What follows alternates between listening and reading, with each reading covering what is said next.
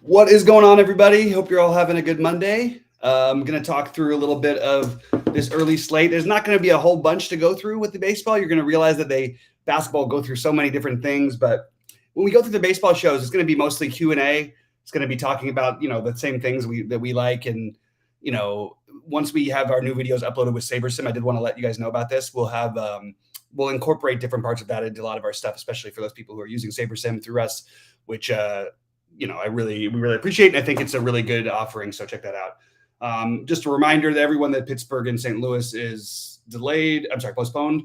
So we're not going to be playing that one, obviously. So with that said, I'm going to get into my plays real quick and say what's up when you get in the chat. We'll go back and forth. Sheets should be joining me pretty shortly. But so your priorities to me are kind of interesting here, because these smaller slates, you kind of want to get a little even weirder. For me, that's what I tend to do. I think that you should be trying to attack like some funny positions. Unfortunately, like, you're going to find yourself liking some of the chalky plays a lot of the times in these situations, but it's tough. There's only 3 games here, and we want to try to find ways to get different. So I think it's pretty clear that Milwaukee is the best team on the slate. By the way, I did write up my best bets, and I'm not going to give them away for free every day, but I do like the Milwaukee Baltimore over, and I do like Milwaukee especially. But I like Baltimore on the other side, and I think you can also get different in your Milwaukee stacks. I think you're going to get low-owned Caratini and low-owned Brousseau and low-owned Colton Wong. Those would be the guys you can get at lowish ownership.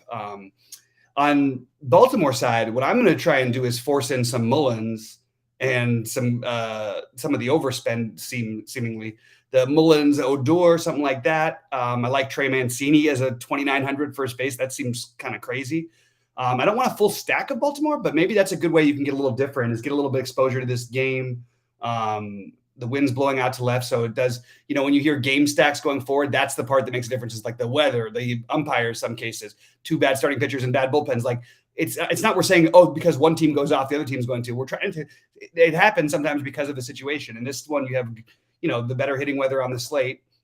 And then I think everybody's, other than the Milwaukee side of things, I think most people are going to be on this this Colorado-Texas game, which I think the total on this feels a little high to me. But it's still, I get it, I guess. It feels a little high to me, to be honest with you. I love Gomer. I don't know why the total is quite as high as it is. I think that Gomer is a really good play as a pitcher. I also think that because he's going to have ownership, you'd think that you could get a Texas stack cheap, but it seems like unlikely that you're going to get a Texas stack low owned, but it's unlikely that you're going to get too low owned of a stack for the highest total on the slate. I'm just having a little trouble with this one, to be honest with you. Obviously, Seager, Simeon, Garver are great plays, but I don't know. I think Gomer is actually like a really good play here. And remember, this guy pitches half his game in Colorado, and against the NL West, who literally make themselves capable of beating the hell out of every lefty in the world. So I'm not as high on the bats in this game as I initially was going to think I was. Grichuk, Chris Bryant on the other side in that game are very interesting. Like, they're good plays, obviously.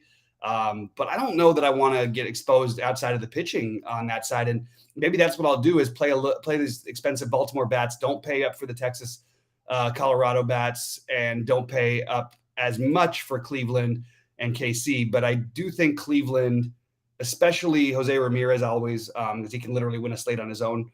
He's going to be popular, but I like a little bit of that chalk. I don't love to eat chalk for hitters, but he's the one I feel the worst about fading.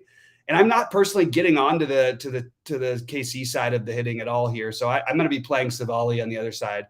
It'll be Savali and Gomer will be the majority of my early builds, and using the chalky Milwaukee with some of the lower owned Milwaukee stuff, the Baltimore bats. That's the way I'm trying to get a little bit different, is to play the Wongs, like I said, and to pay up for Mullins and actually any of these Baltimore bats. I think you can get a pretty low ownership. But you've got first base 2,900 for Mancini. I like that.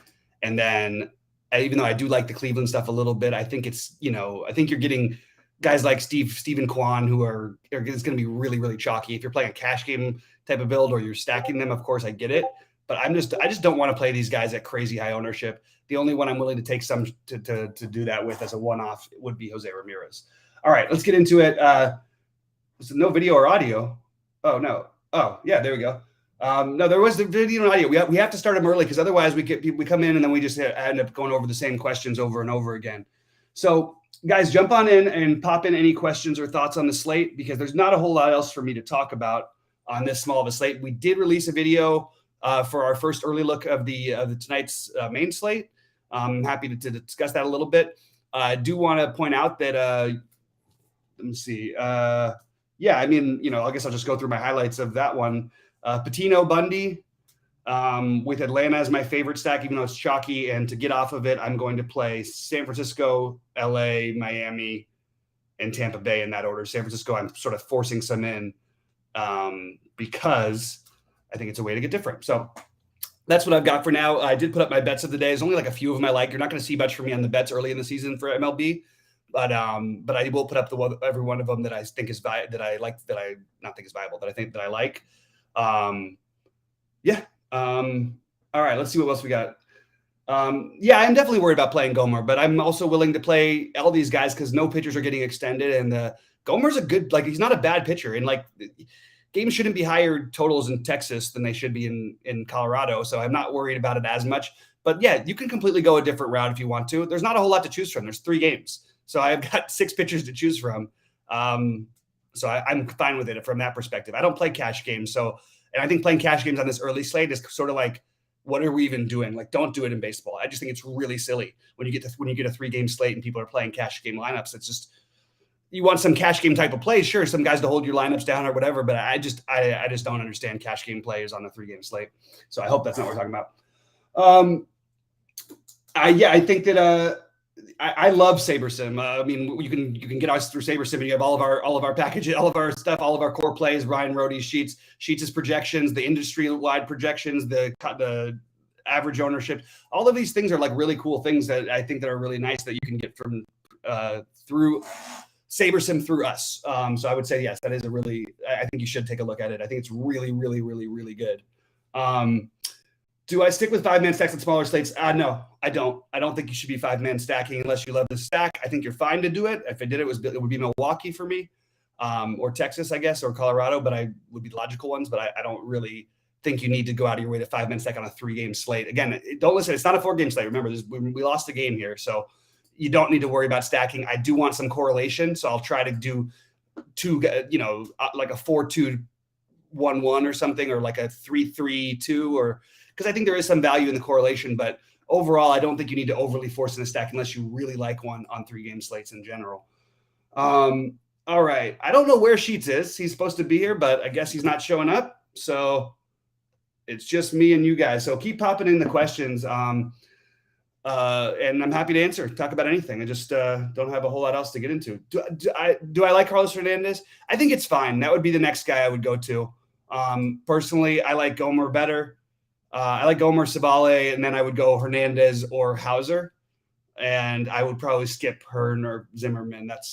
I'm not getting to any of those guys. It's not wrong. None of these guys are wrong. They all project within 3 fantasy points of each other, or 3.5 is the biggest gap. Gomer, by the way, has the highest strikeout prop on the slate, which is something you should be looking at. So I would take that. Whenever you have the lowest the highest strikeout prop, and you have the cheapest price, you're probably going to end up in my lineups. You also have it's funny in that game. You've got Bill Miller, who is legendarily the best pitchers umpire there is. Just everything that lines up for me, I'm playing Gomer. And when we say that Texas definitely made some improvements, but I mean, am I afraid against a lefty with guys like Nathan Lowe and Cole Calhoun? And they don't scare me. 1 through 4 is solid, but I don't know. I don't personally see it as being as high. Okay. There's a basketball thing, which is totally relative. Basketball's over, guys. That was quite a ride at the end. I'm so happy that we stopped, or I stopped playing when I did, because it was just such a crazy situation for every game that was happening down the stretch. You had the games that were really mattering, and then so many that people were just literally throwing away. It was hilarious. I think on a 3-game slate, Green Monster, that's a really good question. Would I play Seager and Gomer in the same lineup? Probably not. I don't think you need to do that. Just play anybody else if you're going to play any of the other ones. But you could do it on a 3-game slate. So the answer is it's fine. I won't be doing it today. That's where I'm at. Let's see.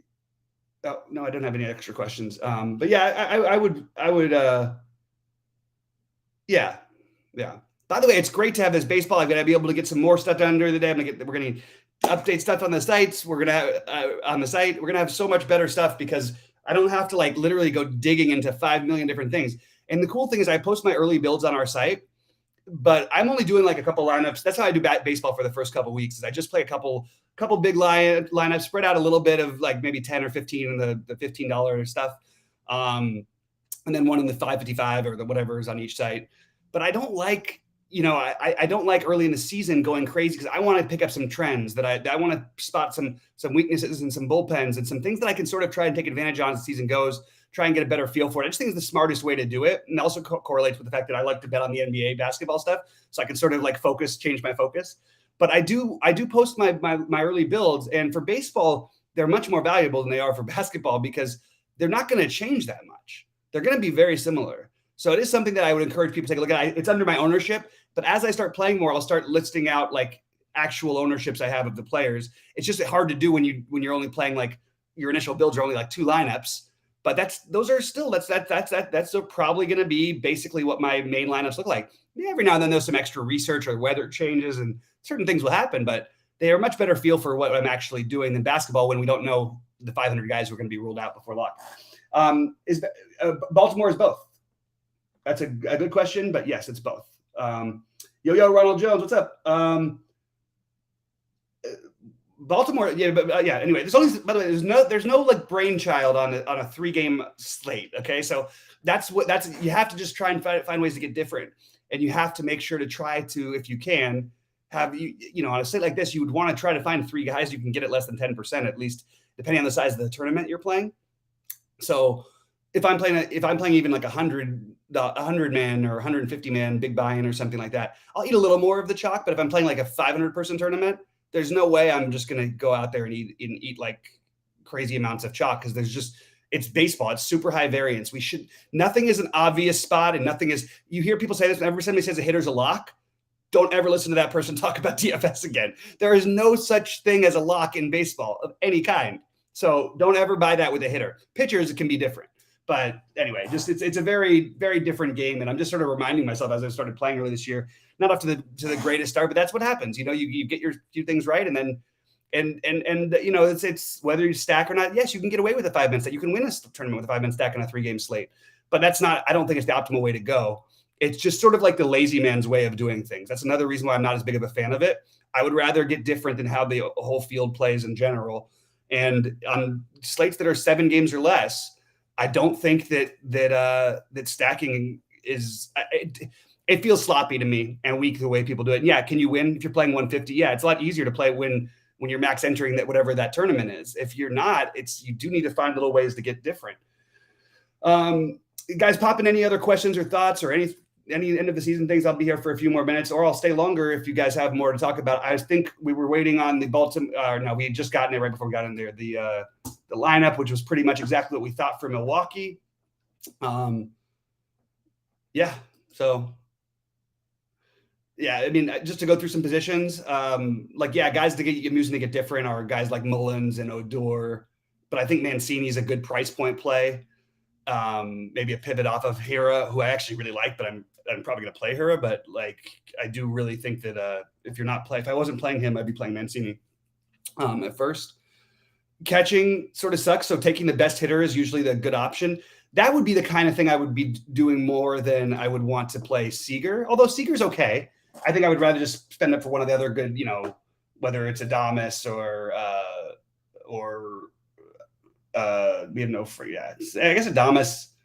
I mean, it's fine. You can in 3 games you can always play a hitter against your pitcher, but I wouldn't be going out of my way to do it.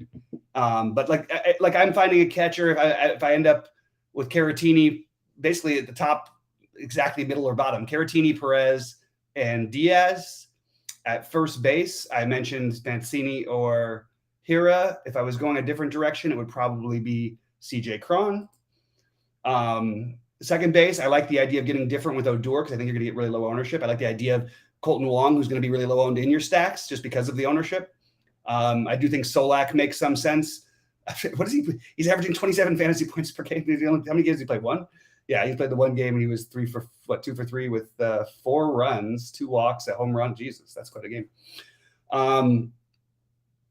Yeah, but anyway, second base, I think the obvious play is Semien, but I like the idea of getting different with the guys I mentioned. Third base, Jose Ramirez is the top play because I'm going to get a little bit different enough with most of those other ones. I'm okay with using a little bit of the chalky Ramirez here. I just think he could win the position by so many points with the speed power upside. And then if I wasn't playing him, I would probably be playing Brousseau as opposed to Witt because I like the fact that I like the Milwaukee stack better than KC. If I wasn't playing Savale, maybe I would go to Witt. Shortstop, again, Seager, Adames, and Brousseau are probably the guys I'm using the most of. Don't mind if you want to play Ahmed Rosario. Outfield, unfortunately, I'm using the Milwaukee guys, and I love paying up for Mullins when people aren't going to play him. I also think that if you're playing the logic angle, like Garcia, I think makes a lot of sense. I think Chris Bryant makes a lot of sense. But again, I'm not going with those guys as much. I'm going with more Santanders. I want to play a little bit of this other situation just to try to get different. So I do like the Baltimore 2-man, 3-man stacks. Do I pay up for value? That's a really broad question. It depends on the slate all the time. Early in the season, the paying up for just go with what you think is the best upside and the safest. It sounds like an easy thing to say, but the reason why you have to change the way we've always do it, like it's going to be different in a month and a half from now. But in general, paying way up for pitching, it's so easy to do because the pricing is so soft. So do it if you like the guy. But there's no general way to answer that question because like I'm playing Gomer. Would I play him at 9,700? No. I can play him at 5,700 and he's still got the highest K. Actually, I might even play him at 9,700. You want the safety, but with the upside. But the problem is the upside early in the season because everybody, lets their pitchers throw like 70 pitches. You're not going to get the upside you normally would get. So like later on the later slate, like Manoah is a good example of this. Like we don't know how long his leash is going to be because they'll probably try to ease him in, but he's a big, strong guy who can accidentally throw 80 plus pitches and strike out 7 guys while doing it. So it's always it totally depends on the slate. I don't know. It's a tough one to go general on, but I'm trying to answer it as best I could. So I'm there for you every day, buddy. So just ask me what I think and what kind of slate is which. Yeah, I mean, look, I don't think it's still the wind blowing out. So it doesn't.